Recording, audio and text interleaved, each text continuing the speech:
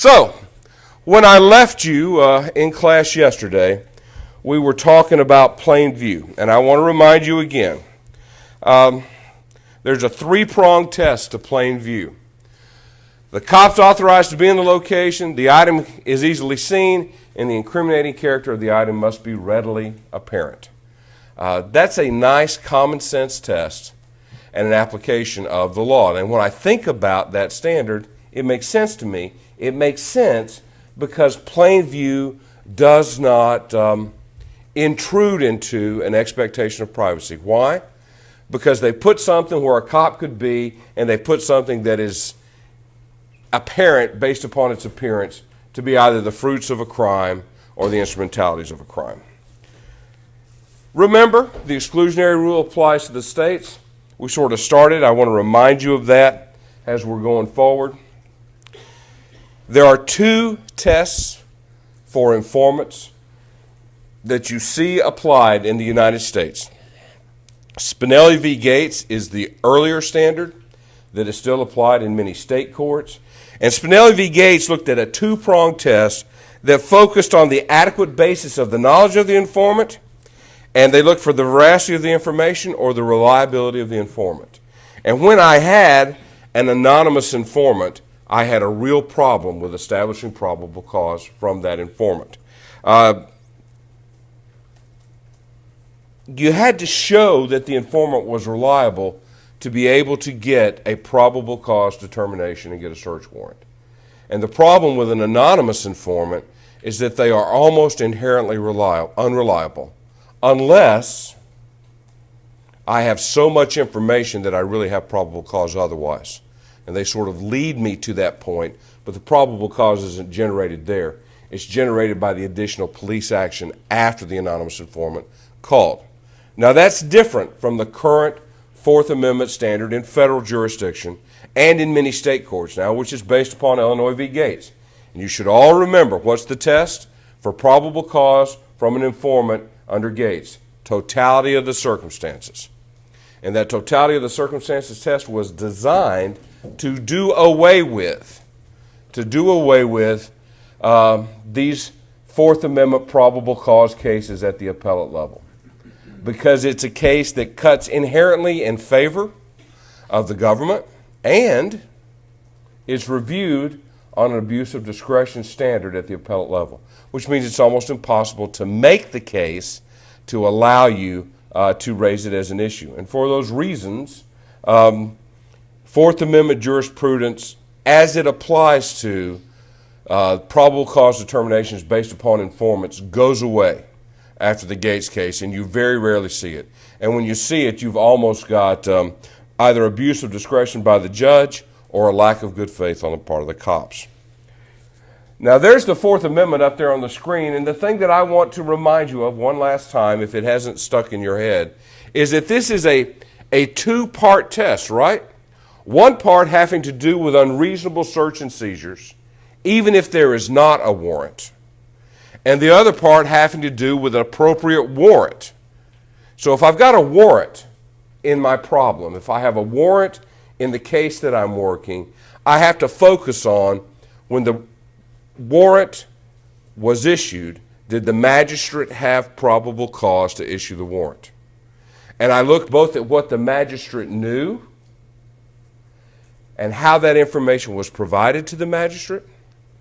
And in some circumstances, I might look at the magistrate's, shall we say, history in being a rubber stamp or not. And then I look at the contents of the warrant if it's a place that's going to be searched. And we sort of ended our class this semester talking about Leon v. Shepard and that particular case. You guys remember probable cause to arrest? I'm concerned with the officer's knowledge. Is it reasonably trustworthy?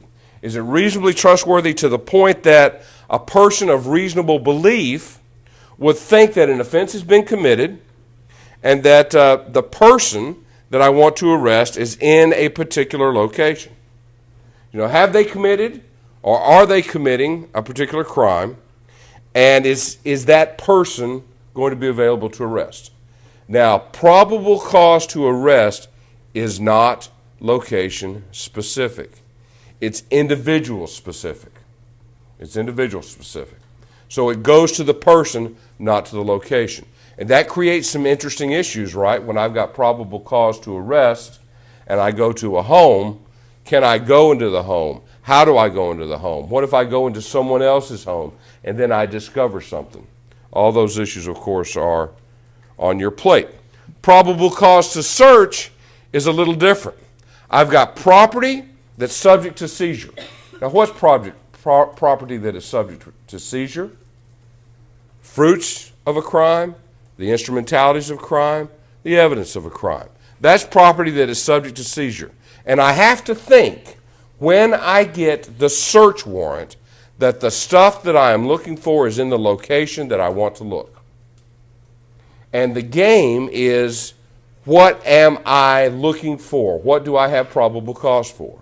Because the size and the nature of the evidence that I am looking for determines the degree to which I can intrude into the area that I've been authorized to search. And you should think of the example that we talked about in class. Let's say we've got somebody who's been killing folks with a 4-foot stabbing spear from Swahili land. They went to Africa, they got in touch with their Zulu heritage, and they bought an assegai, which is a 4-foot stabbing spear. Phenomenally brutal weapon, used to great effect by the Zulus in the war against the British.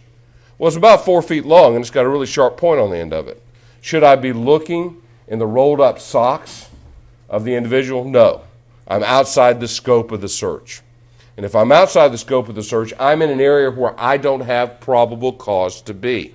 And if I don't have probable cause and I find something that but for my intrusion I would not have found, I've got an exclusionary rule violation. I violated the Fourth Amendment, and the evidence is not going to be admissible. So what do I look for when we're determining probable cause? I think about the source of the information. Then I think about the method of obtaining it, the amount of information, the quality of the information, and then how timely it is. And I bring all these factors together, and if a reasonable person of reasonable belief would think that the person is in question committed the crime, or that the fruits or instrumentalities of the crime would be available. If I've got either one of those, then I'm good to go. I've got probable cause. So I have these factors for probable cause, and if you'll remember, I go and look at the definition of probable cause that we just talked about, and that gives me two very simple 2- and 3-bullet tests for determining the validity of probable cause. If I'm dealing with an arrest, crime was or will be committed, the person committed the crime. That's it. That's all I need that reasonable belief for.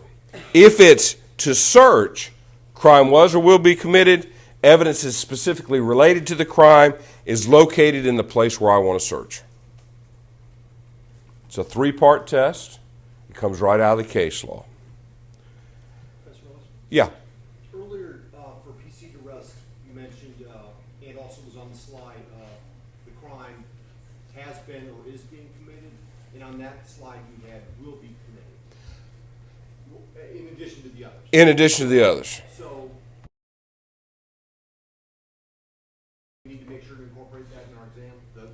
I think you have to look at the fact pattern. Sometimes the fact pattern will establish that the crime is going to happen, and other times the fact pattern establishes that the crime has happened. And then sometimes you'll have both, right? Just like in the real world, you know, they've committed some crimes already for which I might be able to get PC for one thing, to search or to arrest. But if I let them go a little longer, they may commit a bigger crime that from the standpoint of law enforcement might be more valuable.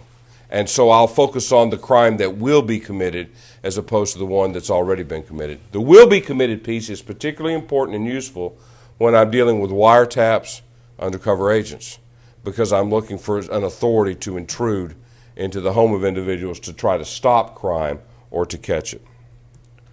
Let's go, we talked about factors, talked about determining probable cause to arrest. let's see, proof of probable cause for a warrant.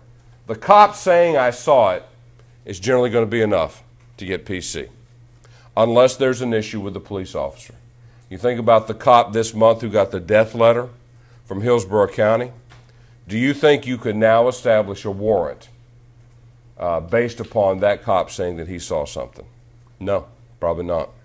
It effectively kills his ability to act as a law enforcement officer. So it's one of the consequences of that particular action by the district attorney. The reputation of a person or a place could theoretically do it. Indirect testimony, hearsay evidence from someone else saying something can get you there. An admission in and of itself can create probable cause. Circumstantial evidence plus an opinion. These are all ways that I can potentially establish probable cause. And it's your job as the attorney in the case to look to the facts that you have and see how I can weave these foundational reasons for probable cause. And the PC determination is important for me, right? Because if I get PC and then I intrude, either with a warrant or without, I've established my ability to violate the Fourth Amendment. Not really violate, but to intrude upon that reasonable expectation of privacy or the physical trespass right. So what kind of direct and indirect information do we have? Well, we've got the victim. That's usually enough unless it's another criminal.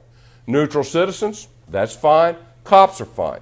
You'll notice that the only one up there that is problematic, truly problematic, is the informant.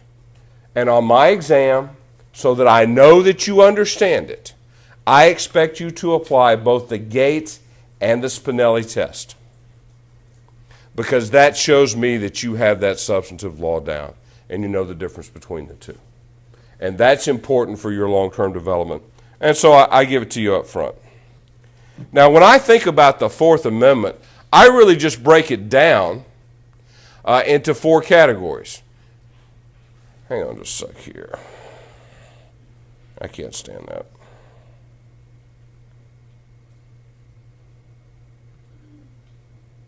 Yeah, it's not going to line up right now. It's not worth messing with. If you'll think about them, the rights of the people to is the first piece. Securing their persons, houses, property, and papers against search and seizure without warrant, probable cause, oath, or affirmation. Those are the four components of that amendment. And I can have unreasonable search and seizure, or I can have a warrant problem. You have to determine which. Sometimes I might even have both. So, how do I do this? Well, who does the Fourth Amendment apply to? That's a standing question, right? I have to have standing to assert that right. Has there been a search and seizure? If there's consent, there's no search and seizure, right? They have consented to the activity. There hasn't been an intrusion in their space because they have willingly given that up. Then I ask probable cause. Did they need to get a warrant? Is the search that they conducted reasonable based upon the probable cause that they had and the warrant that they were or were not acting under? And then what do I do if there's a violation? And we know that if there's a violation of the Fourth Amendment, the exclusionary rule applies, and then we then go to check the exceptions, right? We do this six-step process every time we have a Fourth Amendment issue in a case. We just go right through. And we're always looking for consent. We're always looking for probable cause. We're always answering the question of whether or not a warrant should have been or was issued. And then we're looking at the depth and the breadth and the nature of the search. And if we find a violation, we're then trying to wash the fruit clean. That's the game. And we've been talking about that this entire semester. So how do I put this broad Fourth Amendment template into a practical checklist that I go through whenever I am either representing a client trying to exclude evidence or representing the state, trying to make certain that I can admit evidence? Well, there's just certain questions that I ask. Who conducted the search? What were they looking for? Did they have some sort of suspicion? Did they have a warrant? And where were they looking? Those common sense questions will feed you right into the template that we've been talking about. And if you don't ask those common sense questions, it's going to be difficult for you to effectively apply the Fourth Amendment analysis. And this is just a classic example of what we were talking about before class started this morning, which is the need to balance the real-world practicality of the application of the law to the theoretical underpinnings and understanding of it. This is literally nothing more than a common-sense translation of the slide that came before. But it amazes me a lot of times law students, because they haven't been exposed to the real-world practice, can't make that list on their own. And yet the moment they see it, they go, well, yeah, that makes sense. It's just an interesting function of the way legal reasoning works. Now, that top line up there on the slide, liberty, going to probable cause, going to arrest, and going to trial, is the constitutional Fourth Amendment way that we investigate crimes dealing primarily with the Fourth Amendment. Terry stops take a detour. We don't have probable cause. So what we have to do is show reasonable suspicion by the officer. We then have a stop and frisk. And the reasonable suspicion combined with the stop and frisk generates the probable cause that did not exist before. And the neat thing about a Terry stop is that it allows us as law enforcement to generate probable cause through our actions with citizens. Now, you either think that that's a great idea because law enforcement has an important job to do, or it scares the hell out of you because you don't necessarily trust law enforcement to do that job in a manner. Because make no mistake about it, a Terry stop is an intrusion into your zone of privacy. But it's an intrusion that's sufficiently minimal that we're going to allow it. And we're going to allow it why? For the safety concerns of the officer and for the need to protect society. So we've thrown this term reasonable suspicion out multiple times in class this semester, right? We've talked about reasonable suspicion. Did the cop have reasonable suspicion? And we've looked at different cases where there's pieces of it. Well, look, here's of common sense things that cops could, when showing that the suspicion that they had at the time was reasonable. And it goes into location, time of day, the way the folks were acting, what they were wearing. Did they have known criminal associates, age, gender, race, the demeanor of the cops at the time that it happened and what they were doing. All of these factors are reasonable ways in which a police officer can have reasonable suspicion. And reasonable suspicion lets me stop and frisk. And stop and frisk, if I find something, can generate probable cause. Yeah? Is this reasonable under a cop's interpretation or reasonable under just a normal citizen's? Well, what does the standard say in the case file, in the case? Are we going to look at the person or are we going to look at the cop? We're going to look at the cop. Now, is it objective or is it subjective? It's both, right? Okay, good. If you'll think about this for a moment, these are the checklists of what cops do. It's also a place that folks who criticize law enforcement often go to when they talk about issues like profiling, right? Profiling is a word that has multiple meanings. And in some instances, profiling is a perfectly acceptable police practice. If you're profiling based upon the known activity of criminal elements. If you're not profiling based upon that issue, but based upon an unlawful reason, then you've got a problem. Now, why does that become difficult? Because sometimes the profiling based upon race, in particular, overlaps with the profiling of lawful of lawful police investigation. One of the classic examples is pants on the ground. You think of the way some young men dress, where they buckle their pants below their butt. I never understood that. Apparently, it grows out of a culture of hand-me-down clothes from older brothers and sisters that didn't fit. And so these phenomenally baggy clothes that you now see being worn by rap stars or wherever else has a cultural basis. And yet, how has it been twisted now? If you see someone walking down the street with their pants buckled below their belt, is that a factor that the cop could use to have reasonable suspicion? I don't know. I think so, depending upon what other factors might be present.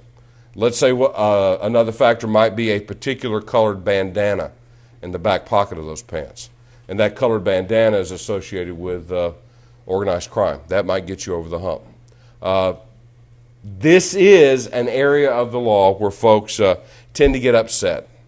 My promise to you is that race will not be an issue in the final exam. Like the vast majority of crimes that are committed in the United States, pretty much everybody is of a non-race specific makeup. You will make assumptions about their race based upon the fact pattern. You may or may not be correct, but it will not create a racial issue. Why? Not because I don't think this is important, but because it gets in the way of you applying the law. So if you find yourself going down the argument of this is profiling, therefore it's racially inappropriate and it's not allowed under the First Amendment or equal protection, that's a great thought to have, but you're having it in the wrong room at the wrong time. Because I've made it all non-race specific. Everybody's a redneck. And so that's easy, right? That's easy. They're all just like me, so it's very easy for you to sort that through. Warrantless searches. If I don't have a warrant, I need one of the following to make the search valid. The first one is consent, right? Because consent waives the need for me to establish probable cause. The next one is an emergency search under exigent circumstances. If I have exigent circumstances, that's my argument for why I didn't need a warrant. I've got to prove the exigency, the emergency, and I must have probable cause. I've got to have probable cause and the emergency. One of the classic examples was where we had a guy, he had a gun, he's in the supermarket. He flees to his home. The cops are chasing him. They chase him into the home, and then they search the home to find the weapon. The idea being the threat of the weapon to folks made it an emergency. Emergency search works that way. Plainview. I can look for anything that I can see it, as long as I'm where I am authorized to be. If it's there and I see it, it's fair game. The inquiry, the analysis focuses on, am I in a place that I am authorized to be? So when a cop is standing outside your apartment door and says, may I come in for a moment? If you have child porn on the television or the laptop, you should probably say no, because that's going to be in plain view. If you have, your dope or your rolling papers sitting on the kitchen table that can be seen from the front door, you should probably say no. Because anything the cop sees is going to be fair game, because you've given them the authority to come in the house to talk to you. Yes? I just have a question about the rolling paper example, because those are legal. Can that lead to PC to search on? I think a rolling paper with other evidence could be sufficient. What might other evidence be? You come to the door with rolling, a cop asks if you can come in for a moment. The cop is talking to you. Your eyes are red rimmed. You seem a little glassy, and you've got a Twinkie in your hand, or a bag of Cheetos, and then there's rolling papers sitting on the table. That's probable cause based upon what the officer has observed. Those rolling papers are there. That's at least potential circumstantial evidence of the use of marijuana. Although I think rolling papers are sort of out of vogue now. You guys like those little metal pipes that you buy at the head shop, or things of other nature. Apples. Y'all still do apple bonks? Don't answer that question. But yeah, the ability of a pothead to find something to smoke the marijuana in is phenomenal. It's phenomenal. But you guys are more upscale, so you're probably more hookah type people would be my guess. Search incident to arrest. Remember, the Chimmel wingspan rule. If I've got a warrant to arrest, I don't need a warrant to search in the area immediately surrounding the person at the time that I arrest them. So if I've got a guy standing in the hallway of a house or a trailer, and I've got probable cause to arrest him, and I arrest him at that location, and then I walk his carcass out to the squad car, and I put him in the back seat, can I go back to that hallway and search where he was standing at that time? Do I have to search at the moment that I arrest him, or can I go back and look? I can go back and look. Why? Because I need to make certain that the place is secure before I look in that area. Can I open a closet door that was right beside him and look inside that closet door? That's an interesting question. And I'm not going to give you the answer to it. And remember, for border searches, no probable cause is required. Because you wish to enter a place that you are not authorized to be without the permission of the United States government, a condition of entering that place is that you are subject to search when you do so. A classic example here is that we all live in the state of Florida, but if we if we drive across the Gandy Bridge, turn right on Dale Mabry and drive onto the federal installation, we are consenting to the search of our person and vehicle as the cost of entry into that federal installation. And they don't need probable cause. They can search each and every one of us the moment we come on the post. That's a classic example of a border search that's a little different because it's not a border between countries, it's actually a border between a state entity and a federal entity. Cars. Do I need a warrant to search a car? No, I need probable cause. And I don't need exigent circumstances. They are in effect under the Constitution. And because they are in effect, if they are abandoned, they can be searched. I can look at the inside and I can look at the outside whenever I see a car. I can stop and frisk if I have reasonable suspicion, and I can seize anything that's in plain view. And if I arrest, I can do a search incident to arrest of the passenger compartment.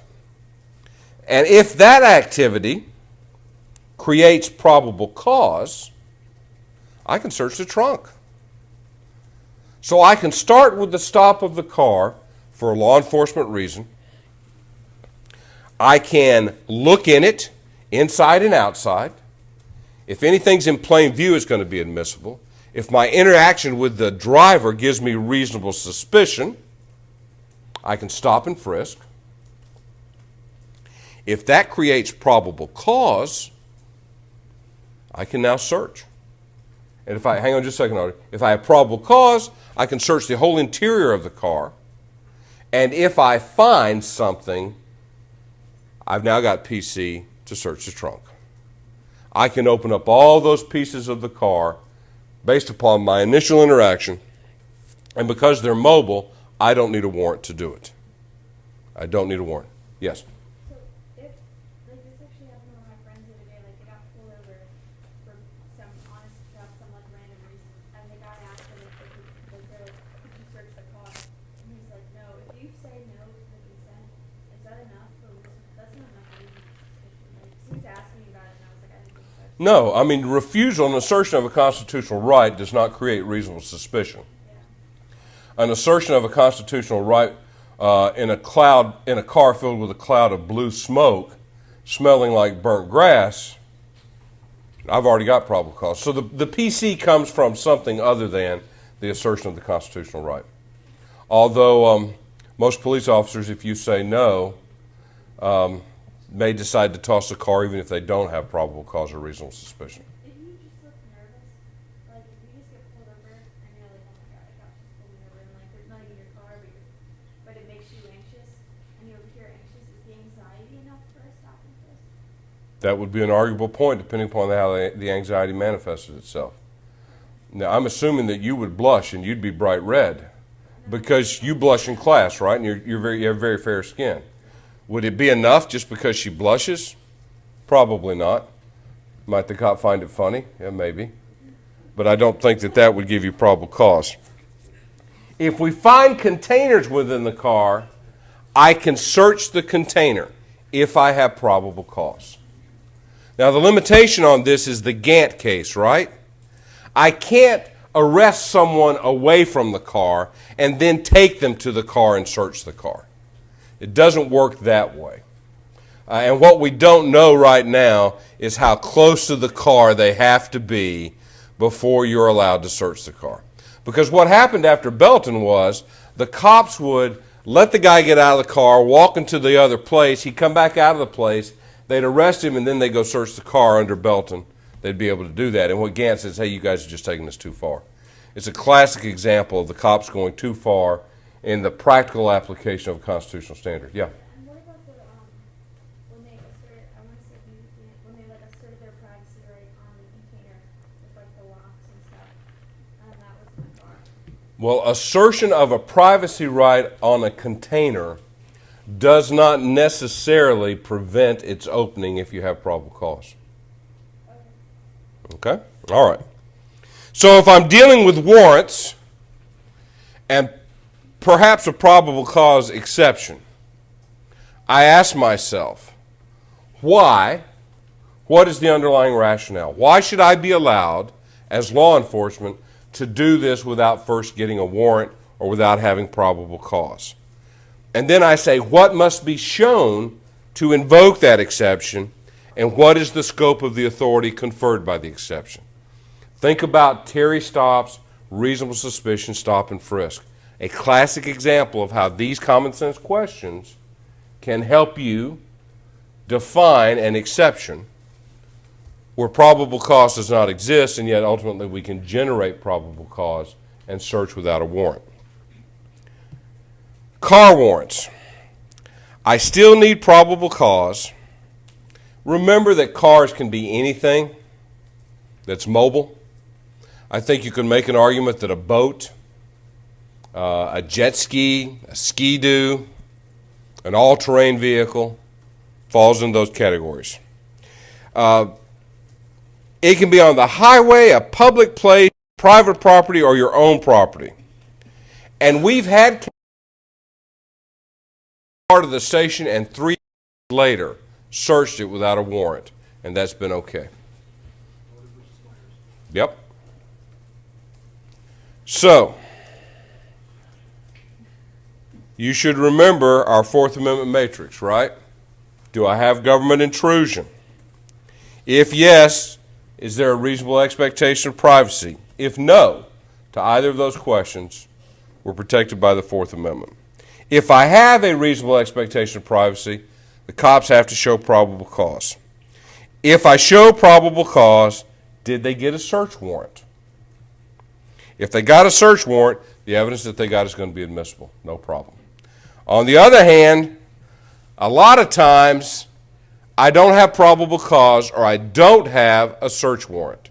And in those instances, I can still theoretically get into that evidence if I can find an exception where the warrant or the probable cause is not required. And you should now realize that all those factors listed in that box are examples of cases establishing circumstances where the need for probable cause and or a warrant is not required because of the unique nature of those sets of circumstances. And this is something that you just have to commit to memory and understand and be able to recognize it when it shows up.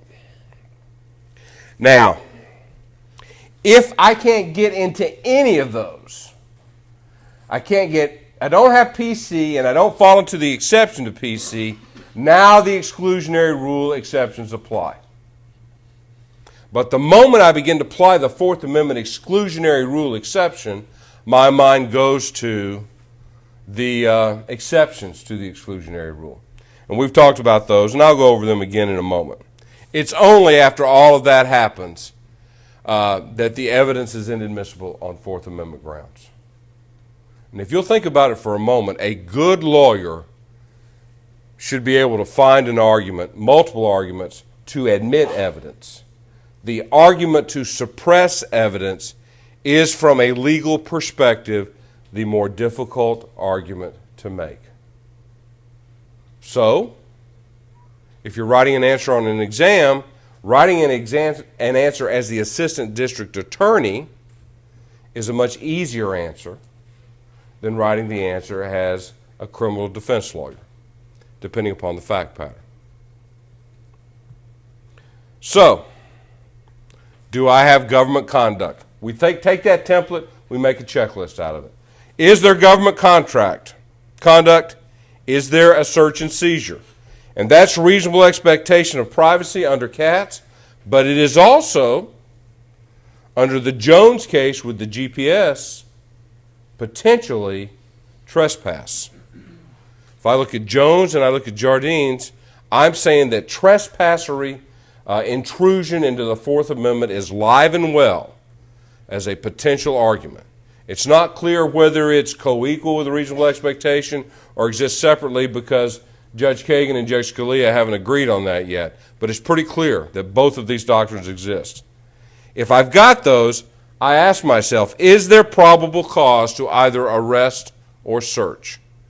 I make certain that I define probable cause, I identify the evidence that supports it, and I give the test that has to be used to create probable cause.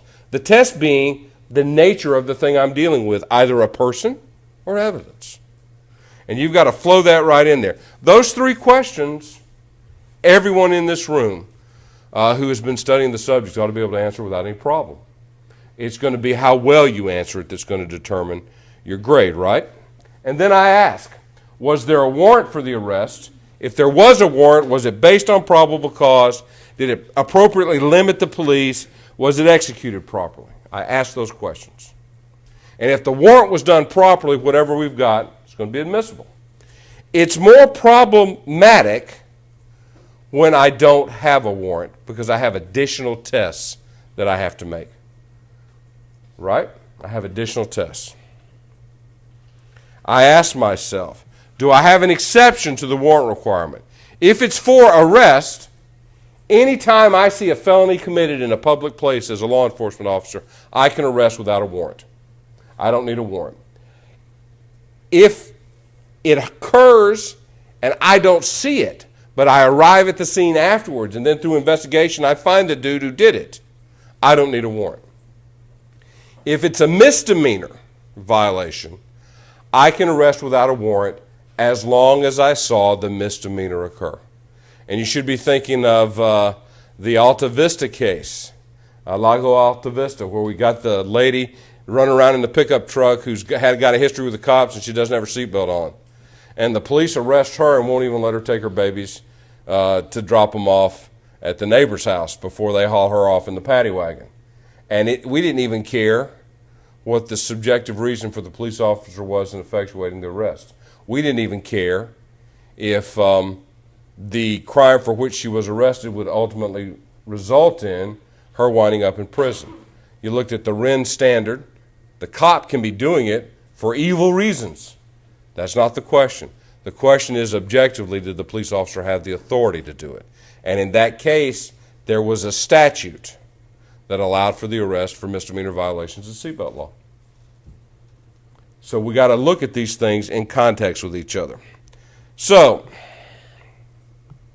if I don't have a warrant, it's when it becomes more problematic for me, right? I want you to remember that all of the exceptions that we've studied this semester to the warrant requirement are not mutually exclusive. They can be applied together with each other. And I've got search incident to arrest, exigent circumstances, vehicles and containers, inventory searches, consent, and plain view. All of those are readily applicable. So let's talk about the Fifth Amendment. No person shall be compelled in any criminal case to be a witness against himself, nor be deprived of life, liberty, or property without due process of law. Yeah? I'm sorry, before we go too far past the exceptions, I know they're not mutually exclusive, but do you have to specifically identify or someone to know which one they use? For instance, like if they're using the automobile exception versus searches into an incident to arrest and how that plays out with container searches? You have to follow the train of logic based upon the exception that you wish to apply. And if you think that multiple exceptions apply, you need to make multiple arguments to show me why multiple exceptions apply. And if I'm in a situation where some of those exceptions are stronger than others, and I'm writing a memorandum to my boss that's going to make a decision about whether or not we make a motion to exclude or whether or not we can get this evidence in at trial, I'm going to give that boss multiple examples. And I'm going to not only give them multiple examples, but I'm going to rank them in hierarchy from most possible to least possible or vice versa. And I'm going to say, hey, boss, look, there are 3 ways potentially that this evidence might come in. And here's why. Just like you would do in the real world. You're going to get a task to write a memorandum. I would suggest to you that it makes sense to start memorandum 2, from, subject, and then tell me what it is you want to tell me. Why? Not because I care personally, but because that's worth 5 points on the Florida bar exam when you write your Florida bar essays. Actually, beginning when they tell you to write a memorandum, beginning it with memorandum, that gives you 5 points. So I do it here too. So the Fifth Amendment, you'll remember, has a due process component, has a Miranda component to it. The due process component is pretty straightforward. I've got to prove the coercion. I look for inherently coercive atmospheres. I look to the fragile defendant. I look to police overreaching. And that's all those cases where even though there was Miranda, the way in which they interacted with that defendant may have violated the defendant's due process right. And we talked about how law enforcement will do things like insert the, hey, I made certain that they had cigarette breaks and could eat donuts and go to the bathroom whenever they wanted. That's not because the cops are nice. It's to defeat a due process allegation. You know, it's very easy to violate due process if you slam their head on the table while you're interrogating them. Think of the little Ben Stiller clip that we showed in class. But it's much more difficult to show coercion and a violation of due process when the cops were, at least on the surface, appearing reasonable in the way in which they interacted with the defendant or the suspect. Now, that being said, what can we do about that? We look to the nature of the fragile defendant. And where most often the will has been overborne has been with what? Children. Children. Not with retarded people, not with folks with Down syndrome, not with people who are crazy. We don't care about those folks from a due process perspective. I mean, based upon the case law, I can relatively say that. You know, they get what they get. We're going to be concerned. I think of it personally as the helicopter parent in action in the application of the Fifth Amendment due process. This does not mean, however, that you should have your parents come with you when you protest a grade here at the law school, although some folks have. Okay. So what do I want you to do? I want you to be able to understand the objectives and the limitations on the right of assistance to counsel before and at trial. And I did the privilege against self-incrimination lecture with all the pictures of the knights and the shields and the swords to sort of lay that out. I thought it might be easier for you if I also give you a chart. Now, this is the Fifth Amendment right and the Sixth Amendment right, which is separate from the Fifth Amendment due process right on coerced confessions. And if I go down the chart and I look at it, under the Fifth Amendment, I have a trigger point, and that trigger point is custodial interrogation. That's the first question I ask. Was the individual in custody when the questioning began? If the individual was in custody, then I have the ability to potentially exclude what they said if Miranda was not followed. I remember the case of Edwards v. Arizona, where if the person asserts their right to remain silent, I've got to give them a break. If it's the assertion of the right to remain silent, it's a temporary bar.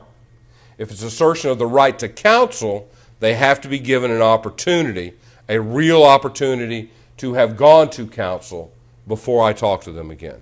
If they reinitiate, it's much easier for me to show that there was waiver of the right than if I, as law enforcement, reinitiate. And I always give the waiver again, and I'll generally be okay. When the government reinitiates, is it interrogation or was it reasonably likely to elicit an incriminating response? That's that Perkins case, right, where they put that guy in the jail cell where they were planning the breakout together, and they're all talking about what big bad guys they are, and as part of that conversation, the dude admits to the murder. Court said, well, he was not interrogated, he was just bragging. And you don't have a constitutional right to not get in trouble when you brag. So we look to the nature of what it is that the government was doing. The neat thing about the Fifth Amendment right is that once it's invoked, it applies to all offenses as long as they're undergoing custodial interrogation. Waiver has to be knowing and intelligent, and the design of the rule is to protect the defendant.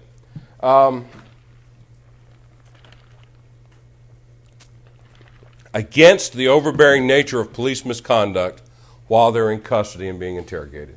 And the right to counsel is designed to do that. The Sixth Amendment right is much more narrow in scope. It is offense specific. And the reason that it's triggered is it's a critical stage in the criminal process. And how does the case law define critical stage? Indictment, right? Indictment. So the moment they bring those guys in the orange jumpsuit before the magistrate and you see them on news at night, that's at a critical stage in the proceeding, and they are now entitled to counsel. The